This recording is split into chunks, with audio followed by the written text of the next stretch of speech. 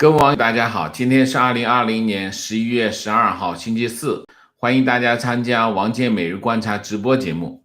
我们今天的题目是川普诉讼团队四面出击，拜登任命白宫幕僚长这个两个团队就是川普团队呢在各地打官司，然后拜登开始组建他的一个准备他的过渡性的团队，另外一个就开始筹备他的内阁那么两边都在做各自的动作那么等待最后的结果。那么我在这里要讲一下，无论是川普的支持者还是拜登的支持者，双方都有一个共同点，什么共同点只看到自己想看到的信息我们这叫信息偏向信息偏向的结果是那个事情的发展会朝着自己期望的方向发展。为什么？因为你只看你想看的信息，或者是你只看到你想看的信息，这就会对事情的判断出现偏差越在这件事情投入的情绪情感因素越大，这种可能性就越高。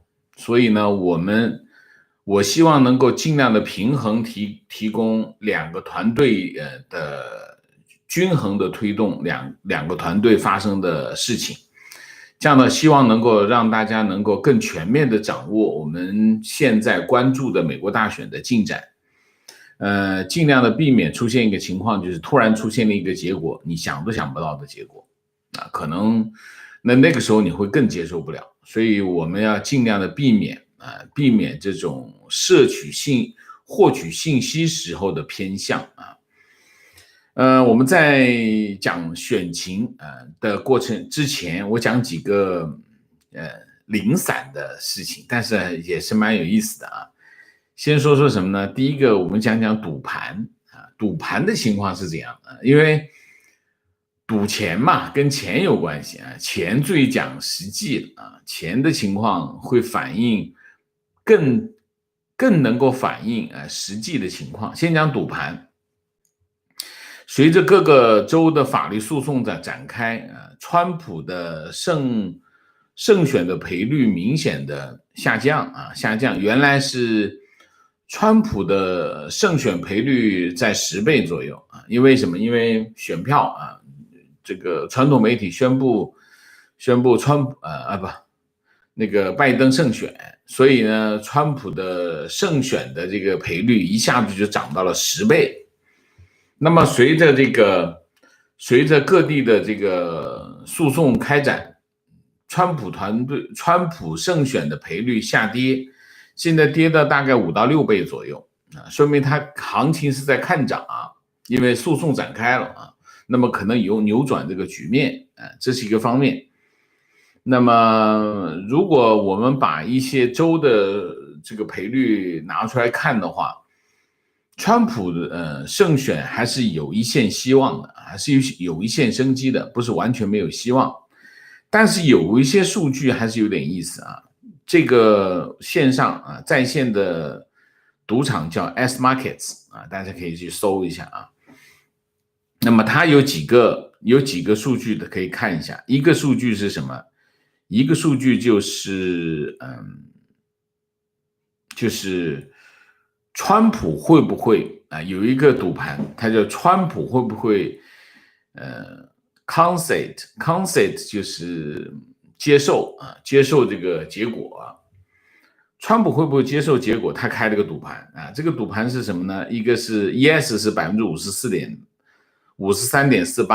no 的是 46.73%那么什么意思呢？就是川普会不会屈服屈服现在的这个局面？因为传统媒体说拜登胜选，他开这个盘就是川普会不会屈服，会不会接受这个结果？那么从赌盘上来说不会接受1.87倍，接受是1.87倍，不接受是2.14倍。那不接受的这个赌赔率更高说明川普应该会打下去战斗到底这是一个。还有一个呢，他对这个众议院跟参议院这个控制的局面是这样啊。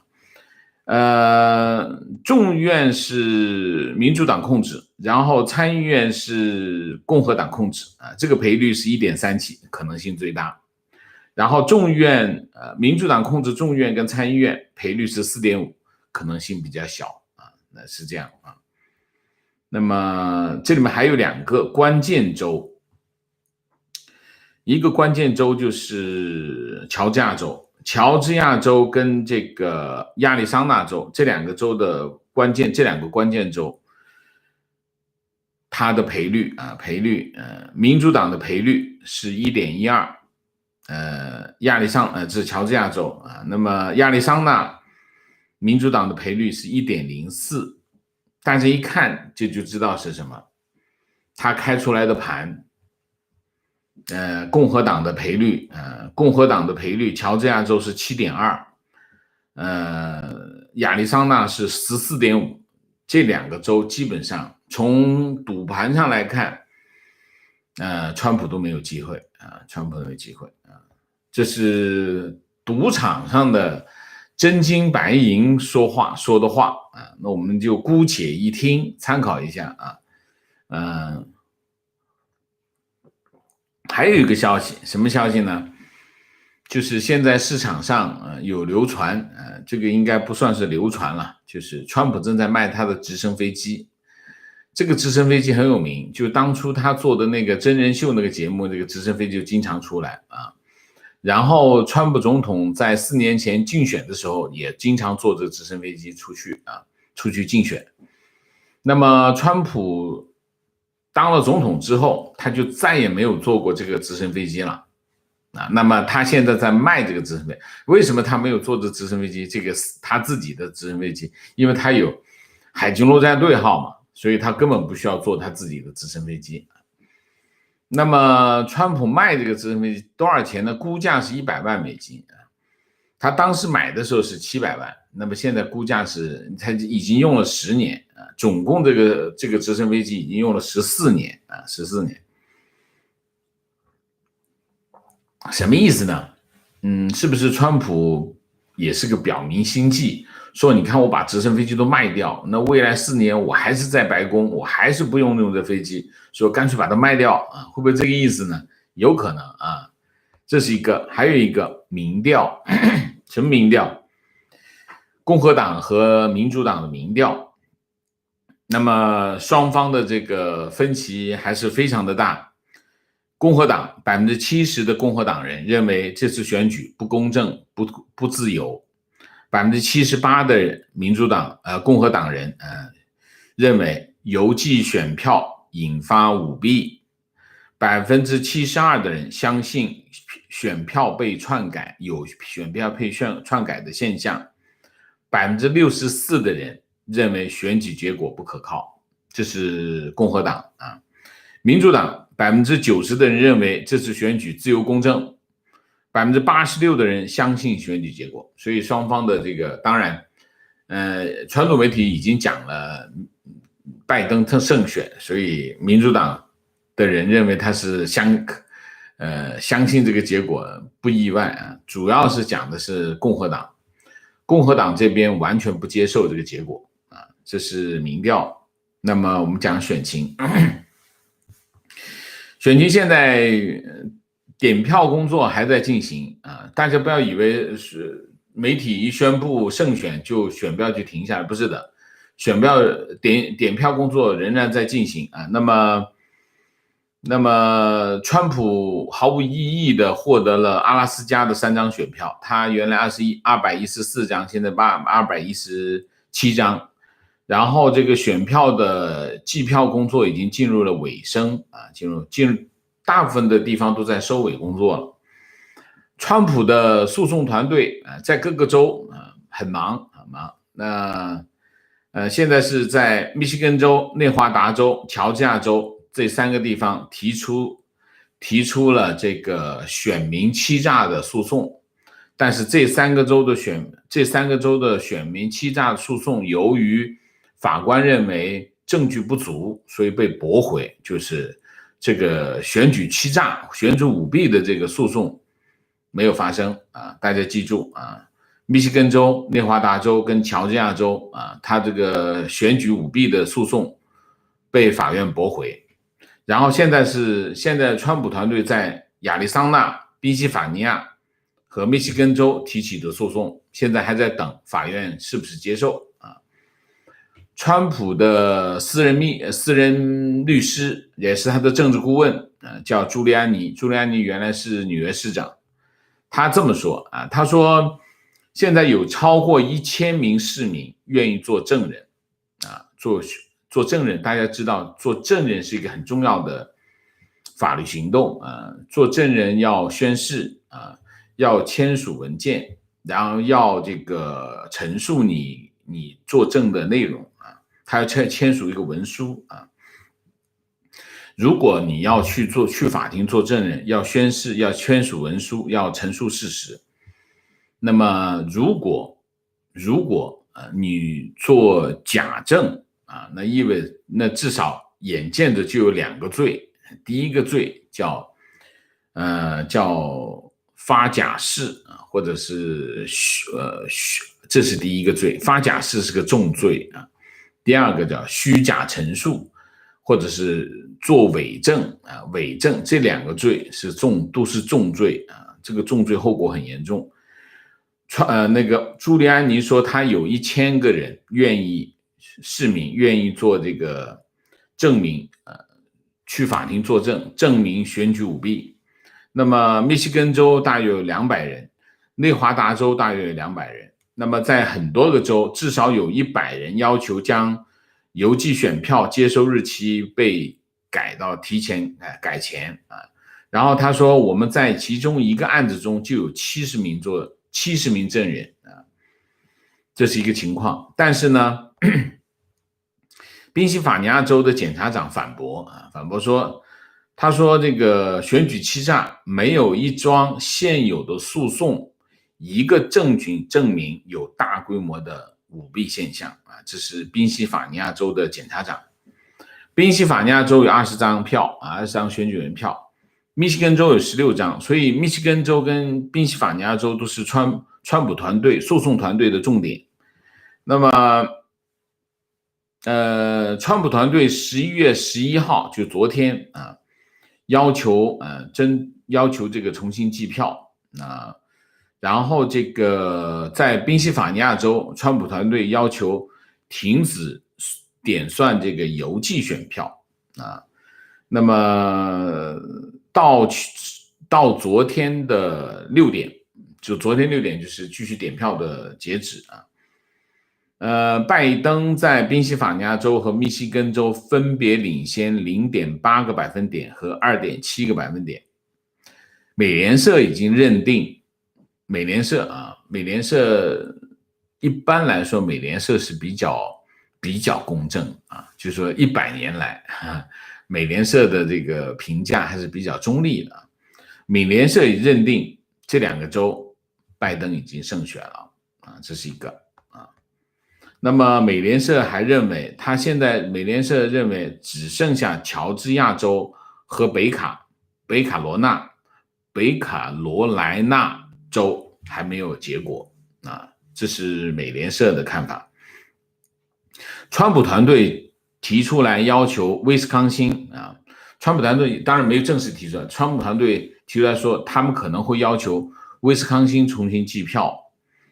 那么其实在上一次总统选举的时候，拜登团队也是要求威斯康星重新点票。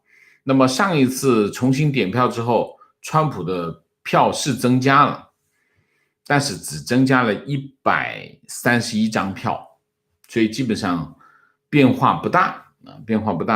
所以这个在威斯康星呢，拜登是领先2万票，所以如果重新计票的话，翻盘可能性不大啊，这是第一个。第二个呢，乔治亚州川普落后啊，就是拜登领先 0.28， 非常小的领先啊。那么领先14000票啊，州务卿宣布重新计票，下周五完成。州务卿就是乔治亚州会重新计票，全部人手重新点票。那么下个星期五完成。那么现在的情况是什么呢？这个还是美联社预测呢，估计呢，乔治亚州、亚利桑那州肯定是已经放到这个，有可能是拜登胜然后川普会拿北卡。大体上的情形是一个这样的情形。那么下面就要看这几个州我刚才讲的川普的这几个州下面等待，我看一下哈，亚利桑那、宾夕法尼亚和密西根这3个州法院是不是接受立案如果法院接受立案，那么官司打下来情况会是个怎样？对结果影响怎么样？那么从目前来看，一半已经被拒绝了，另外一半其实6个州有争议另外一半现在还不好说现在还在等待结果，所以川普这边的难度有点大我还是要重复一下这几个时间节点。12月14号。选举人在各个州投票。12月8号，先讲12月8号。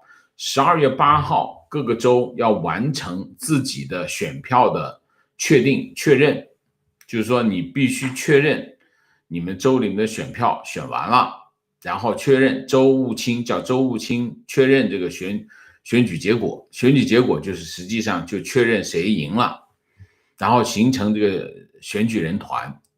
选举人团在12月14号去投出这个在各个州的首府投票一票投给总统，一票投给副总统根据他们的选举意向。然后1月6号，众院跟参议院举行一个联席会议，由副总统主持，就是现任的副总统主持这个会议，然后宣布根据各个州选举的结果，确认各个州的选举结果，宣布谁当选，就是1月6号，然后1月20号，所以1月6号是个非常关键的时间节点1月20号新总统就职大概是这样那么我们就要关注这几个时间节点。那么实际上从目前的情况来看，时间对川普团队不利。那么因为现在剩下的时间不多了十几天的时间，20天，整整20天的时间20天时间要完成这些动作不容易那么中间还涉及到一系列的指控，但是这些指控如果不跑到法院去没有用你必须跑到法院去。比如说计票系统的问题计票系统的问题现在讨论的非常的激烈，但是现在各方面都各执一词，我现在不知道情况到底谁赢谁输关键还是要跑到法庭里面去看法庭接不接受的问题那好，我就讲川普这边选情跟川普这边的情况，我们就讲这么多我们下面就讲什么呢？讲拜登。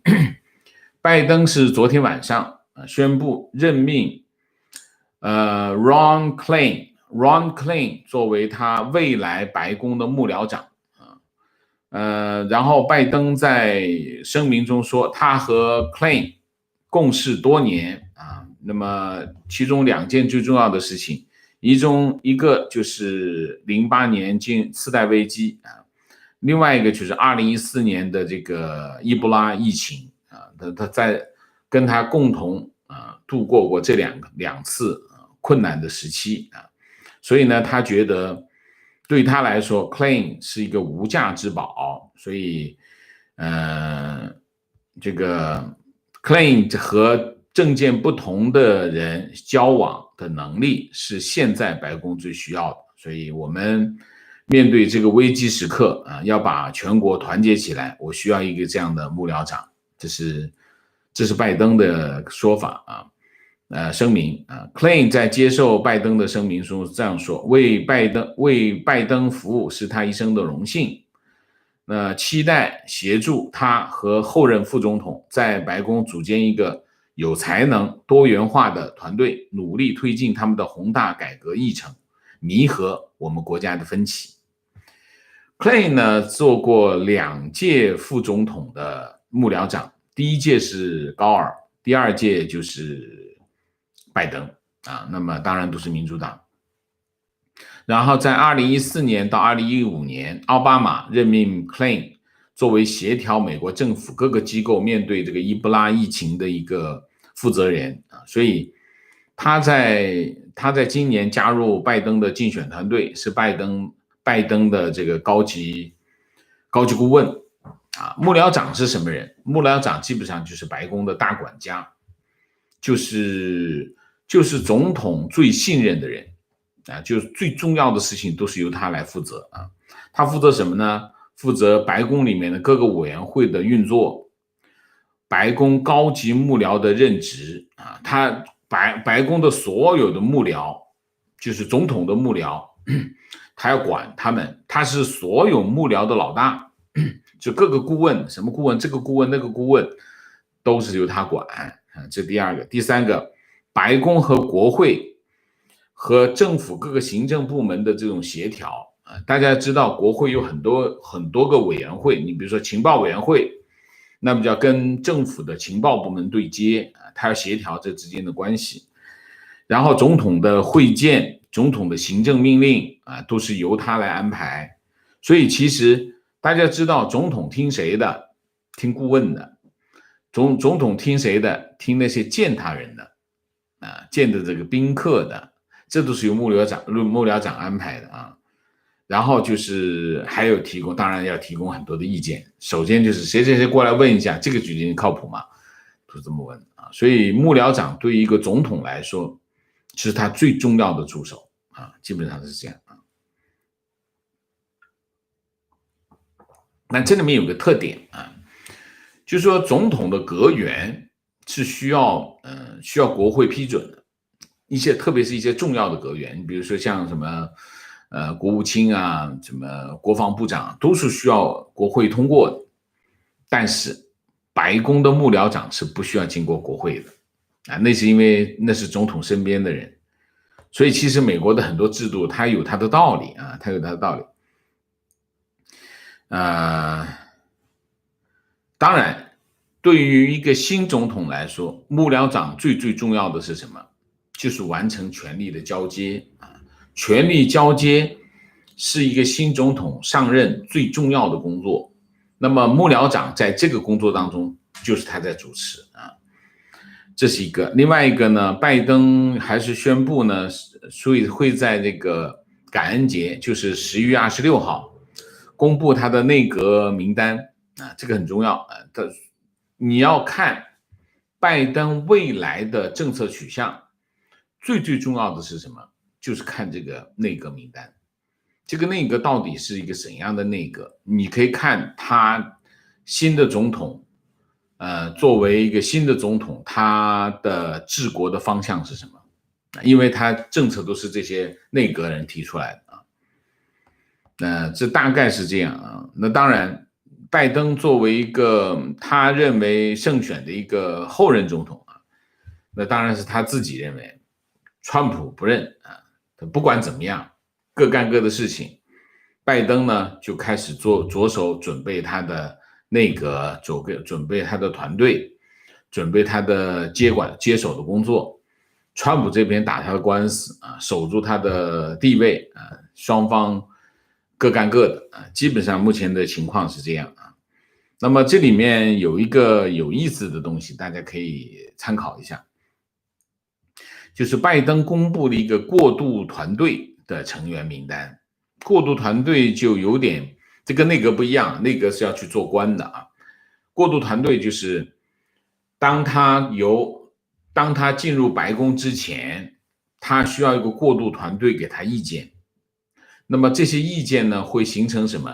形成他最初的一个政策方向。所以这个过渡性的团队也非常的重要。这个过渡性团队其实是他有可能这些人会未来进入这政府，但有一些可能只是给了意见啊。所以过渡团队它会影响新政府的最初的政策啊，所以它有很多它这个过渡团队也要值得关注啊。那么这里面有涉及到说什么呢？它的过渡团队有第一个高科技，很多高科技公司，亚马逊都进去了俩啊 ，LinkedIn 也进去了一个啊，这个科技公司啊，科技公司在联邦层面要发挥影响力啊，所以这个要注意啊，这是一个，还有一个就是财经、贸易、银行监管这几个啊，都有参加。你可以看还包括什么呢？麦凯恩，我们上次讲麦凯恩。亚利桑那州的参议员麦凯恩的遗孀叫 Cindy McCain 也加入了拜登过渡团队啊，他会就这个女性和儿童议题提供意见。我觉得这根本就是一个荣誉岗位，大概是啊，就是麦凯恩的这个遗孀对民主党在亚利桑那的这个选票有很大的帮助啊，包括什么呢？包括MIT， 包括银行，包括劳联产联的领袖。劳联产联大家知道，劳联产联是美国最大的工会啊，民主党嘛，那工会肯定是要保持密切联系。劳联产联的领袖叫 Green， 他会被指派进入美国贸易代表处。大家想一下，为什么会是这样？进入美国贸易代表处意味着什么？意味着美国的贸易政策里面会加入什么？加入人权的因素，因为它是工会，工会是维护工人权益的。那么工人权益的意见会加到贸易政策里面去，这个让我们想起什么？这让我们想起 TPP 啊 ，TPP 就是一个这样的因素啊。还有什么？我看一下哈，制造业联盟。罗斯福研究所，差不多就这些了。MIT 的公学，约翰逊，主张美国核心的问题是缺乏对基础研究的投资啊，大概是这样啊，就是说一些一票高科技的公司的成员加入了他的过渡团队。那也反映这个民主党的一些，这也能反映民主党的一些政权基础啊。好吧，那我们今天的主题就讲到这里，我们下面进入互动。进入互动之前，例行公事，请大家点赞，请新来的网友订阅，请大家加入我们的会员，支持我们做更好的节目。那么点赞很重要啊，就是我们讲最近5毛特别多啊，你看一下就知道了，5毛非常的多，所以大家要尽量的用点赞来支持我们啊，支持一个认真做节目的专业媒体啊，好吗 ？OK， 我们下面进入互动。进入互动之前，请大家不要聊天。4个情况、问题、观点、情绪。我还是那句话，我们在选情当中美国大选，请大家在参与这件事情的过程当中，不要入戏太深啊，尽量的抽离一点，然后尽量的不要人身攻击啊。那我在每天的这个评论当中还是看到非常多的人身攻击啊。我们可以通过这次当做一个什么？当做一个民主基础课，看看民主到底是什么。昨天我在推特上看到这个胡锡进胡雕盘发了一个视频啊，这个讽刺川普总统和拜登啊，他把他当作两个玩偶一样来讽刺挖苦啊。我就在那里，我就转发了这个视频，我就在推特上讲啊，请这个川普的支持者跟拜登的支持者看一看这个视频，大家可以去推特我的推特上看一下，我转发了这个。民主的敌人不是你的竞选对手，民主的敌人是中共。你看一下胡锡进你就知道，大家一定要记住，民主的敌人不是你的竞选对手，是中共。在我们这场选举当中，五毛、大外宣、浑水摸鱼、激化竞争中的仇恨情绪，进行大规模的人身攻击，五毛做了很多这方面的工作。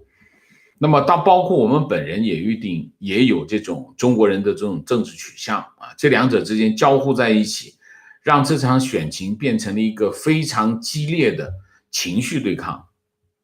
所以我还是在这里呼吁，请大家保持理性理智啊，有没票都好，参与这件事情非常好，这是一场民主基础课，我们可以通过这场选举来学习什么叫民主，来了解美国的民主政治到底是怎么回事啊，这个非常的重要，也很有价值，好吧？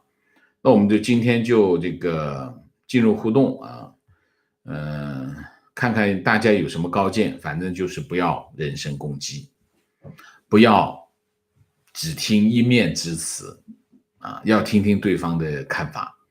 我为什么昨天让大家去看一下《纽约时报》的那篇文章啊？不是说我支持那篇文章，我是让大家去看一下，那是个《纽约时报》最有名的专栏作家啊，他讲故事的能力，我觉得很少人超过他，讲故事的能力很厉害啊。但是你可以不同意他的观点，但是你一点都不妨碍你去了解他的观点，了解你的竞争对手，比你了解你的支持者更重要。为什么？你不了解你的竞争对手，你怎么知道你的支持者有那么宝贵呢？你说是不是啊？好，明谢一下。风 Martin， 谢谢，请王老师吃一碗九龙城的路边牛杂。哎呀，牛杂很长时间没吃了。学生仔，今天帮人搬家赚了一点，将来赚钱请你吃好的。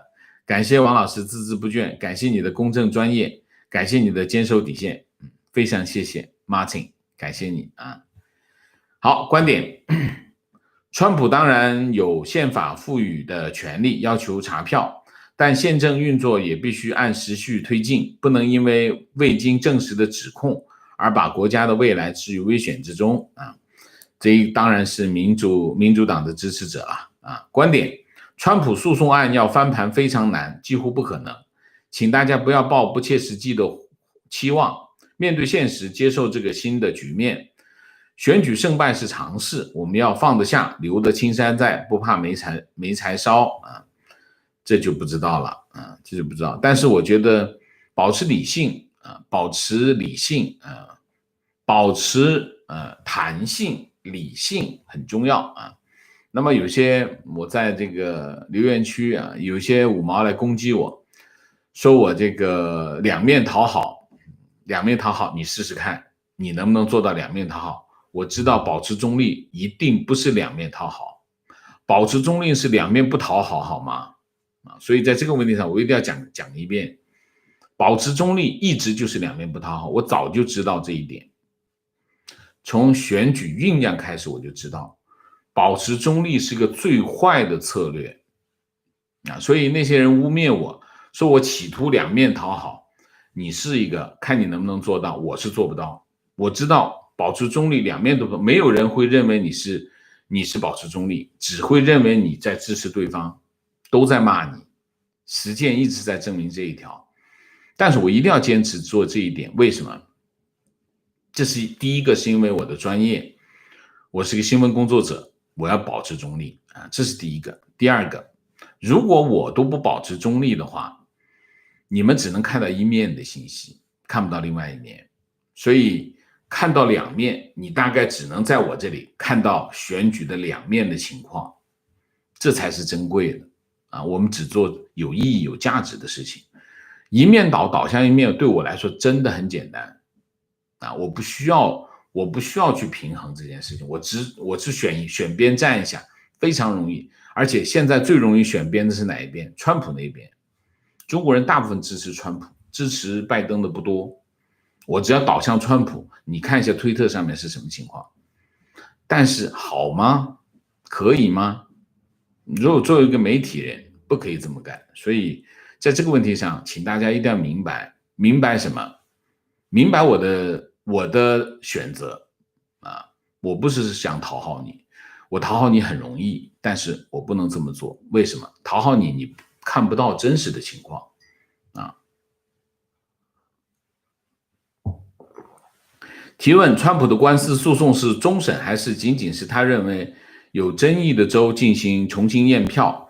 如果只是在这些州重点重新点票，那么即使川普翻盘之后，拜登会不会提起司法诉讼？在目前落后于川普的州重新点票，这样是不是没完没了？通常来说，在同一个事情当中不会诉讼2次，这是规则。所以理论上来说，一方面已经重新计票了，计票有规则，就是说计票它每个州的阀值不一样，有的州会比较高一点，有的州说你低于1%，那你就可以提出重新计票。那么重新计票呢，就你可以重新计票，这是一个。第二个就是诉讼一般不是重新计票，如果你没有达到这个阀值啊，你要去重新计票，那你就要打官司，那你就要去诉讼啊。这2个诉讼我觉得不会没完没了，一定不会没完没了，因为历史上没有发生过啊，没有发生过说明什么？说明它没有发生的条件啊。提问：对于昨天王老师几句带过的全球化议题很感兴趣。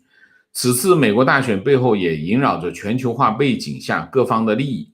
请问王老师可以抽空做一期相关节目，谈谈全球化、欧美的产业工人的出路，以及逆全球化、老龄问题日益严重的东亚未来如何？好的，我简单的讲一句啊，其实全球化的议题从来不是议题，从来没有全球化的议题。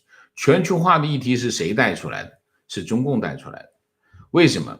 其实全球化没有人反对全球化，包括川普总统也没有反对全球化。川普总统只是做了一个简单的动作，就是跟中国打贸易战。打贸易战是他觉得他吃亏了，美国吃亏了，因为他有贸易赤字，这跟全球化没有1毛钱的关系。那么当然中国就把这件事情投射到哪里？投射到全球化。就是中共很清楚，全球化是大势所趋，没有人反对，大家都认可全球化，包括川普本人也认可全球化，川普没有说不能全球化，只是中共把这个中美贸易战的议题引到全球化上来，所以其实没有全球化的议题，没有人讨论全球化的议题，全球化本来就是现实，而且它是一个全球经济运行的现有的经济格局啊，没有川普从来在诉求方面没有反逆全球化这件事情，是中共说美国打贸易战是逆全球化，他是建立一个这样的语境，不存在这件事情，理解吗？啊。提问：王老师好，有种观点很流行，认为川普继续执政，我们华人生存空间会越来越小，你觉得会是这样吗？其实是这样，我们华人的生存空间跟哪个总统这个当选，我认为没有直接的关系，跟什么有关系？跟你自己的努力有关系啊，就是说，把这个总统投射到我们个人身上的话。我觉得当然了，你一个总统上来，一个减税，一个加税，如果我是做生意的，我当然有不同的处境，这个没有疑问。但是你别忘了，你加税，别人也加税，一样的，没有一个政策是针对你的。所以实际上在这个问题当中，我不觉得总统，我们选举总统不是为了解决我个人的问题，是解决这个国家的问题。所以我经常遇到人说这个政策对我自己有什么影响，我大部分不能这样，我们不能去这样去看待这件事情。如果这样看待这件事情的话，你基本上不懂政治啊，基本上不懂政治，政治不是这样啊。提问：如果川普诉讼胜利，选举确实存在舞弊行为，请问拜登是不是就判定为直接输了？不管他得多少票，就像考试作弊，考100分也是0分啊。这个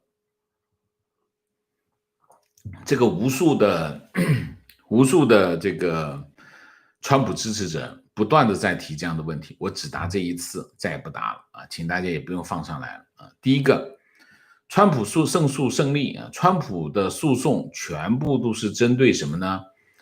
针对某一个州的情况啊，他的诉讼对象是什么？他的诉讼对象是选举结果，就是这个州的选举结果。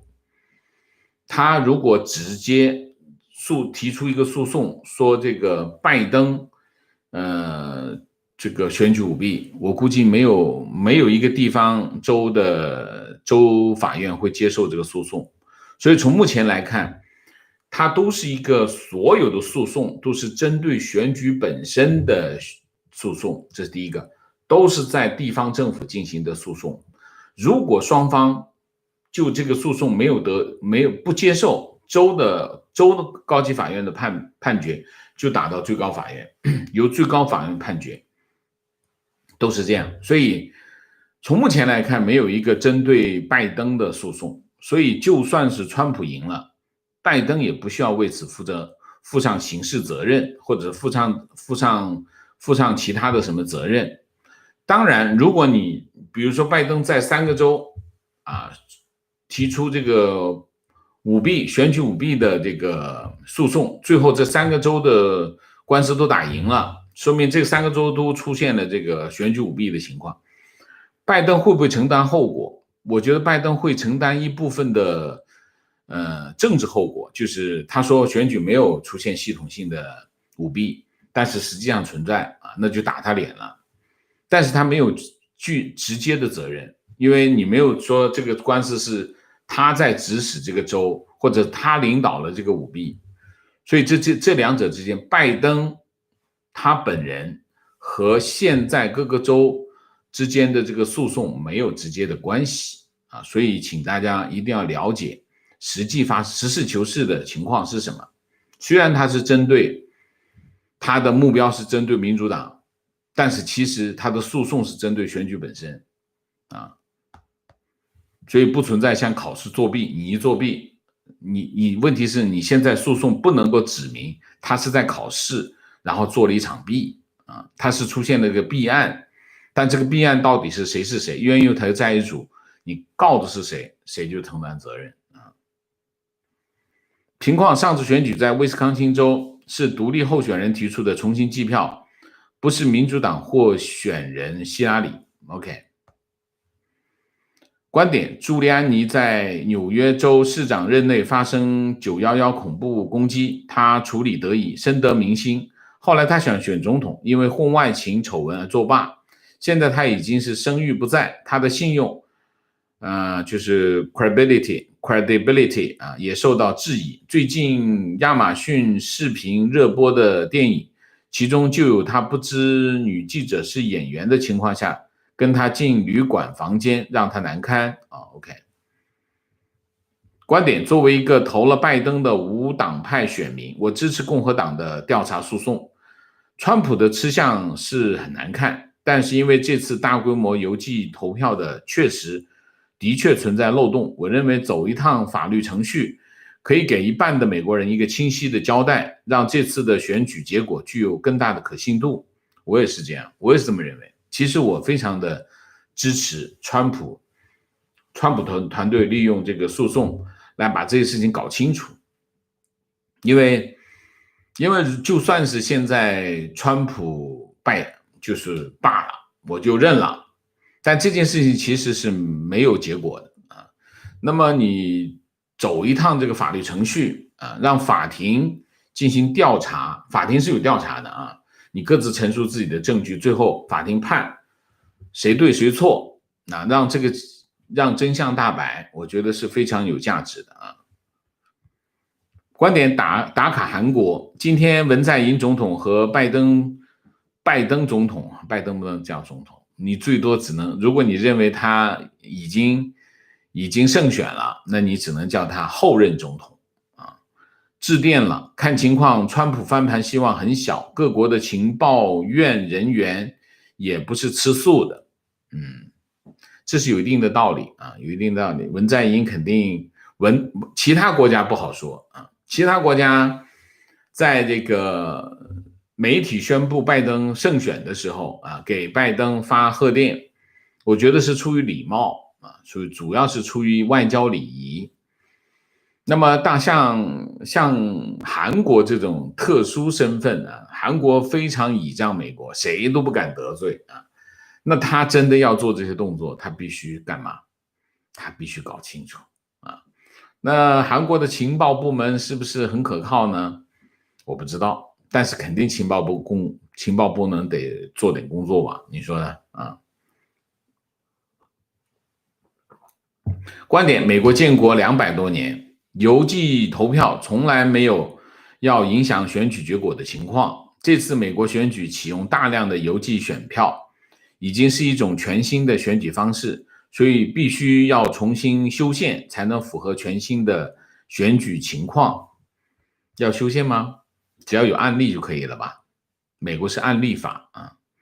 观点：拜登上台的一种可能性，假如拜登家族和叶简明的利益输送存在，那中共掌握关键证据可能性就很高。拜登所有对华政策会被中共钳制，如果真的成这样，后果不可想象，纯粹一种可能性，比较阴谋论。我觉得有2种可能性啊，一种可能性是，如果拜登真的有这件事情，中共握着这些证据能怎么样呢？除非中共跑到美国来告一把，你说是不是？就是说，就算拜登手上有把柄，所谓的把柄就是什么？就是拜登家族和叶简明之间的这个利益输送。问题有2点，第一点，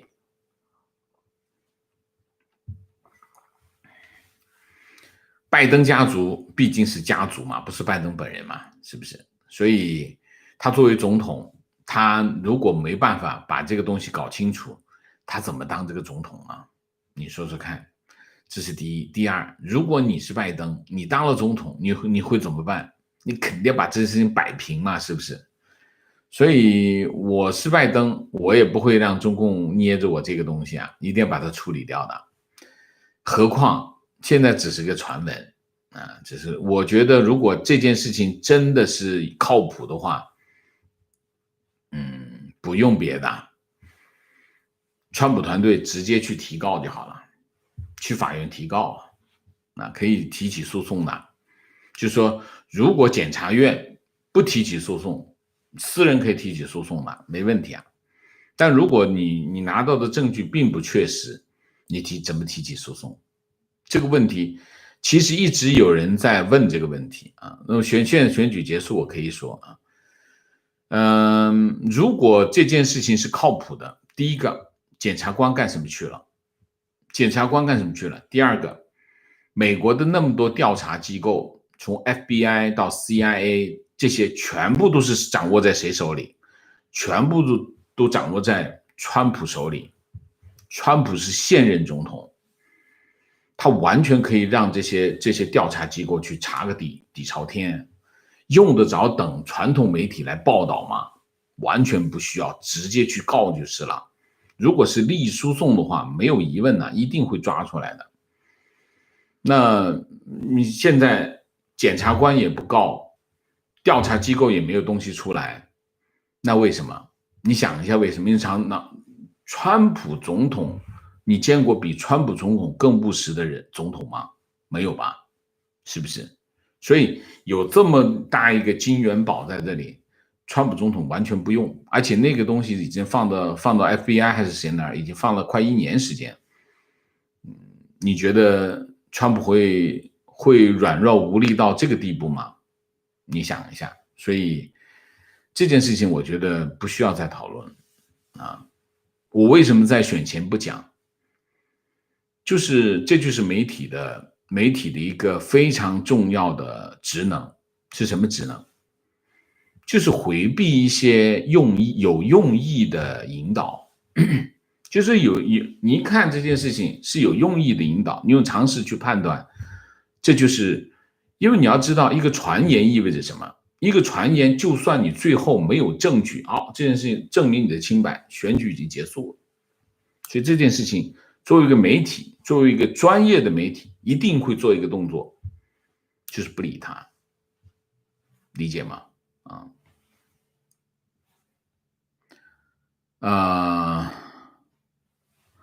观点，除了法院决定选举结果，军队的表态也很重要。你这是把美国当中共了啊！观点，支持川普的人大部分是基督徒，他们相信上帝在握权、掌权，而上帝憎恨那些邪恶、撒谎、舞弊。不到最后，谁也不知道结果，因为上帝的道路高过我们的道路，上帝的意念高过我们的意念。OK。提问，我就想知道，拜登上台的话，对中国这个影响是利大于弊，还是弊大于利？我不告诉你，为什么？我们前面有个节目讲的是什么？讲的是拜登的对华政策，你就看那个节目，你自己去想一下，好不好？观点，地区法院报告说，没有足够的证据，是为了减少底层法院浪费时间。因为就算赢了，拜登也会上诉，所以不如被驳回，这样可以马上向高级法院上诉啊。那你就不了解法律。如果你这个都被驳回了，这个案子没有了，这个案子不会到最高法院，因为你都没有案子了啊。提问，王老师好，从川普律师的操作看，感觉川普没有 case， 但是还是去法院投诉状，然后被驳回。同时，川普又不断的在推特和媒体上挑动粉丝的情绪，这种情况是不是川普在想办法拖时间？可是想不出这种拖延有什么好处。虽然可以拿到更多的捐款还债，可是还是有成本的。或者是通过粉丝和拖时间跟共和党和民主党施压来争取退出的条件。最坏的假设，如果他能通过各种手段拖延，最终让这几个州点票逾期，王老师觉得最后有别的办法胜选吗？第一个，我不觉得川普总统是在拖延时间，因为没有意义。因为除了浪费政治资源以外，没有别的意义啊，这是第一个，我不同意你的看法。第二个，你说没有 case，他有 case 被驳回啊，那么会不会再有 case 不好说。那case 是这样的，同一个 case 不能提两次啊，就是说你提出一个这个诉讼啊，那么被法院驳回之后，你不可以再提啊，你只能提另外一个诉讼。那么这是有难度的啊。如果你手上有一定的证据，然后你去提，然后被驳回，然后你就没有其他的证据了，那你就有更大的困难，你另外一个诉讼会更困难。所以你基本上可以看到，就是说，在驳回的州基本上没有可能再提起第二次诉讼，这是第一个。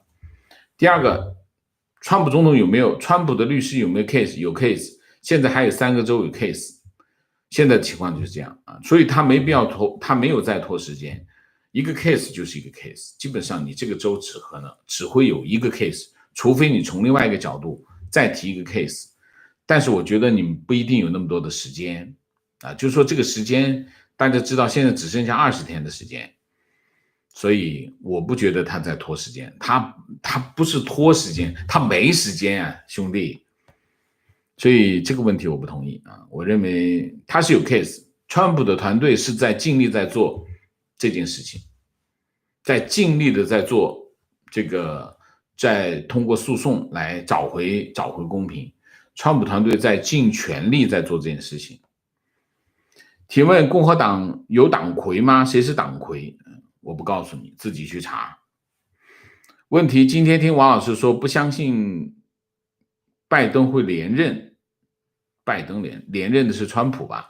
那他在位4年会有什么作为？就算是好的政策，4年时间会不会虎头蛇尾？我不知道我说过这样的话。我不相信川普会连任。什么叫我不相信川普会连任？这件事情还没有结果啊，我没有结论，我也没有看法，我只是提供现在的情况告诉大家啊。情况在大陆碰过台商为了投票特地飞回国。不相信拜登连任我是说过不相信拜登连任，就如果拜登当选，这次当选，我也不相信他会有下一个任期啊。为什么？因为这个任期过完，他已经84岁了，84岁再选总统吗？你觉得会有人选他吗？所以我觉得我不相信他有机会做第二个任期啊。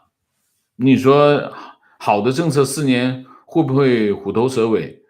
如果你有好的政策，4年你都办不完，那叫好的政策吗？那不叫好的政策。好的政策哪需要4年时间啊？情况在大陆碰到过台商为了投票特地飞回国，那时我还非常不了解。现在渐渐明白，民主意识是深入骨髓的社会价值观的体现。墙内大部分顶普的和反拜登的，从根本上来说，没有体会过民主选举，没有呼吸过民主的自由空气。大部分从出生起就被剥夺政治权利终身了，更没有理由抨击美国的选举制度。我们无法体会把自己的政治理想、社会理想通过选票来实现的那种自豪感。而台湾作为民主的灯塔，为台湾点赞，也为香港那些仍然争取民主自由的人祈祷，非常对，非常好。观点：美国数次失误救了中共，第一次内战马歇尔调停，共军有了喘息之机；第二次911，美国战略中心转移中东；第三次拜登上台。观点：即使拜登上台，右派选民也不要太担心。美国不是一朝一夕就能被搞垮的，4年时间可以让拜登去证明他到底是一个可靠的总统，还是像傻胖奥朗德那样的废物总统。美国还是一个伟大的国家，如果拜登干得不好，4年后共和党还会回来的。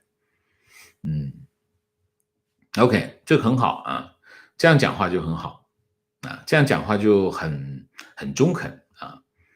观点：选举程序是选举之前制定的，因此这次选举结果要按规则排定，不能输了求赖裁判。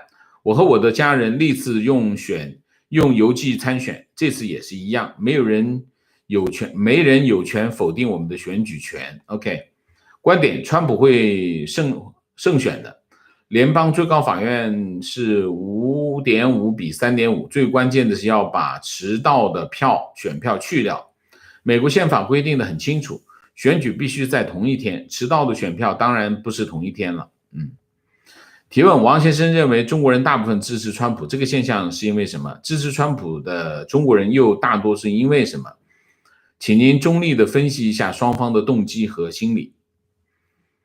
这是个好问题啊！其实这个问题一直在干嘛？一直在我脑子里啊，我没有结论，但我有2个想法。第一个想法当然是基于川普对中共的强硬啊。川普对中共的强硬其实改变了很多人对川普的态度啊，这是第一个。就是说，川普对中共的强硬立场，我觉得占大部分中国人支持，就华人吧，华人支持川普的一个至少60%的原因。那么还有一个原因是什么？还有一个原因是，大部分的中国人是不看美国传统媒体，就是《纽约时报》这些，就是原文的。我讲的是原文啊，就是英文啊。大部分中国人还是看中文媒体。中文媒体在哪里看？在推特上看。谁的影响力最大？当然是川普的影响力最大。川普就在推特上，川普是用他的推特来发布他的政策，来对整个国家产生影响。就这2个原因。第一个原因就是推特啊，第一个原因就是传统媒体。中国人看传统媒体非常的少，跟英文有关系，但不完全是。你比如说，我认识一些硅谷啊，这些工程师们啊，他们都不看这些传统媒体，都看什么？都看那个新兴的媒体。所以你可以看，在这些问题上，所以中国人很容易就倾向于川普。原因大概是这2个，其他的原因我不知道了，其他我没想到，大家可以提醒我。观点：理性的思考，川普的胜出机会的确低于拜登，但是作为川普的支持者，我不会因为川普胜算低而放弃立场，拒绝功利主义和权儒主义划界限。非常好，我们支持一个候选人，不是因为他胜选高还是胜选低，我们支持一个候选人是支持他的政治理念，最重要的是政治理念。当然，政治理念是通过什么来实现？政策。上面有政治理念，下面有政策。当然，作为一个总统啊，他有更多的要求，我们就不展开说了啊。提问：没有新冠肺炎的话，拜登是不是一点机会都没有？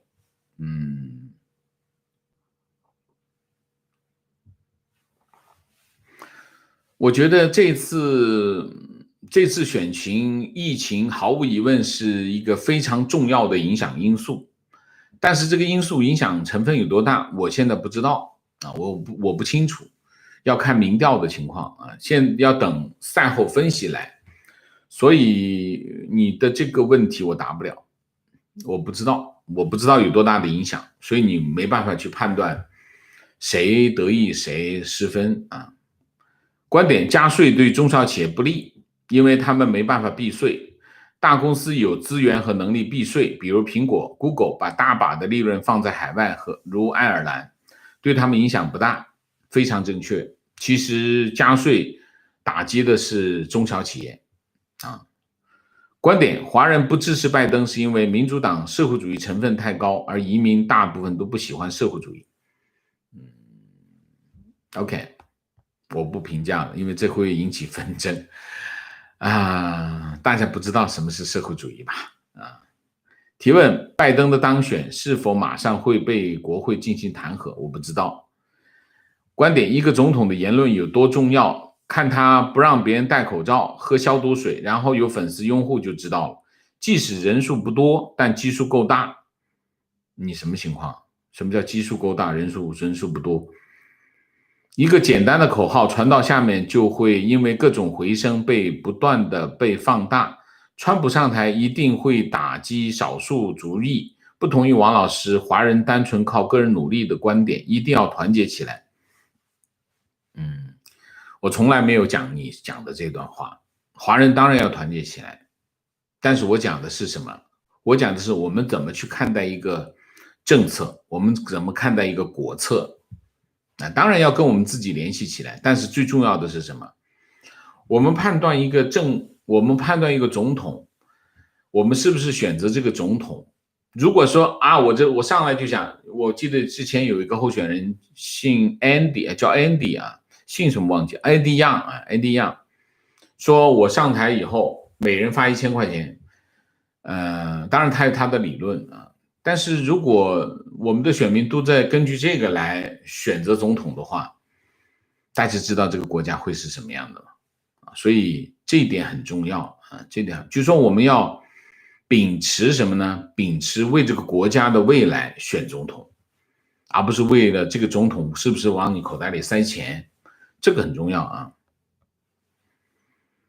观点：麦凯恩以及之前冷战时期重视教育科学时代的共和党，不知道现在是怎么了。麦凯恩当年在自己的拉力上严肃纠正观众泼给对手奥巴马的脏水，这样令人肃然起敬，居然败给了川普。去世后还被川普侮辱。希望2024年马里兰州州长 Larry Hogan 可以竞选总统，恢复昔日的共和党。OK。提问：王先生认为科技公司在拜登政府的影响力加强，这件事对言论自由和社交媒体的生态有什么影响？我不知道，现在还看不到。好，我还没有深入的分析，我只是看到一个这样的现象啊。而且我看的是亚马逊，不是社交媒体啊。这个时候社交媒体不会派人去吧？这么敏感。提问：你个人认为或者有没有听说民主党有没有作弊实锤？川普翻盘几率有多少%？我都在节目里面讲，我所有知道的都会放在节目里面讲，知无不言，言无不尽我看一下还有多少没有多少了。好了，我讲完吧。情况地点：德国。昨天在银行里跟一个职员闲聊，你选哪个总统？他说拜登。我说为啥？他觉得讨厌川普捣乱一切的作为，让我觉得人们不选川普，除了有可能的选举舞弊，还有可能是的确是有一大批人不喜欢川普，就是要把你选下去。OK， 情况：中国半导体最大的集团紫光再违约，其所发行的企业债价值这个月跌到剩下1/4啊，紫光违约了。大家知道紫光最厉害的是什么吗？紫光最厉害的是个存储啊，在大基金第一期给了他紫光1000个亿，那紫光集团如果再违约，实际上说明什么？说明这种模式是有问题的啊。观点：这一代美国年轻人让人担忧，推特上的情况大家也看到了，一面倒的支持拜登，并且很多平时不关心政治的女生也参与进来。按照目前的形势，随着资本的渗透和科技的干预，共和党将举步维艰。啊，是吗？我倒没有这个结论呢。很多年轻人支持拜登吗？我要看一下啊。观点评论：从今年初偶尔看到这个节目，就一直坚持下来。王的确是最好的自媒体，王先生一直在小心翼翼地保持中立，对一些证据确凿的敏感极端话题也小心回避。本人是中立选民，不赞成民主党的提倡吸毒乱性和不讲公平正义的所谓平权政策。对于川普指挥不了 FBI， 王先生不大了解人性和现实。川普可以更换局长和部长，但指挥不了中层和下层。中国有句老话，先官不如县管。民主党渗透了川普政府。第一个，我要非常坚决的反对你的这个意见，就是证据确凿的极端敏感话题，请你把它说出来是什么啊？不用这么笼统。如果有确凿证据的敏感话题，再敏感我也会讲。什么敏感？在我这没有敏感话题，只有2个话题，一个有没有依据，一个没有依据，就这么简单啊！所以我不同意你的意见。另外还有就是他换 FBI 的局长不听他的，他要去指挥那个中下层吗？你完全不懂得管理，我根本不需要管到中下层啊，我只要管到局长就可以了。你说是不是？局长管不了中下层吗？你开国际玩笑。说民主党渗透了川普政府，拜托，我们还需要辩论吗？好不好？我觉得最重要的是什么？最重要的是客观。什么叫客观？就事论事就客观。比如说你有个看法，你看法是有依据，而这个依据跟你的观点之间是有逻辑关系的。如果没有逻辑关系，那不叫依据。所以实事求是，就事论事就叫客观。如果你不是这样，那就不客观，是你有偏见啊。好，明谢姥姥王，谢谢代表知己 Vicky 曹，感谢王先生持平中立，谢谢啊。云珠，谢谢，今天赶上直播，请王先生喝一杯咖啡，谢谢。您的节目逻辑性强，对时事新闻具有中肯的、理智的解析，听了很受益，谢谢您的辛苦付出，谢谢，谢谢猪。那刘燕，谢谢，Alina 马，谢谢 Ada 梁，谢谢。好，我们今天的节目就到这里，感谢大家的参与，我们下个节目再见。再见之前，请大家点赞，请新来的网友订阅，请大家加入我们的会员，支持我们做更好的节目，做更好的自己。谢谢大家，谢谢。